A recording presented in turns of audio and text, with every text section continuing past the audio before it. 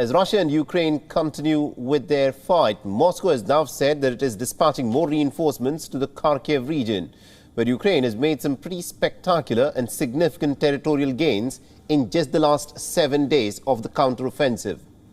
The development has come after what is believed to be the first major counter-assault by the Ukrainian forces in the country's eastern front since the spring invasion by Russia. And also, according to reports, Ukrainian troops have pushed Russian forces out of a number of settlements in the region that Moscow had occupied since the first days of its invasion. Ukrainian President Volodymyr Zelensky has claimed that his forces have now liberated almost about 30 settlements in Kharkiv as a part of a counteroffensive against Russia. На даний час Збройні сили України взяли під контроль понад 30 населених пунктів в Харківській області. В частині сіл регіону тривають заходи з перевірки, убезпечення території.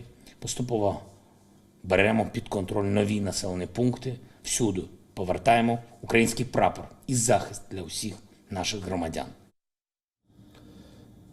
Meanwhile, Volodymyr Zelensky has also met with the head of the Turkish defense firm Bayraktar on Friday and has said that the company will in fact set up a factory in Ukraine to build unmanned aerial vehicles.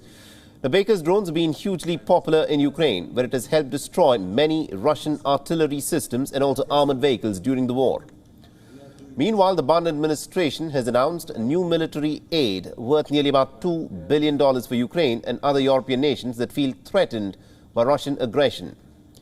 In a meeting with senior Ukrainian officials this week, the U.S. Secretary of State Antony Blinken has said that Washington will now provide nearly about $2 billion in long-term foreign military financing to Ukraine and 18 of its neighbors. That includes both NATO members and also regional security partners.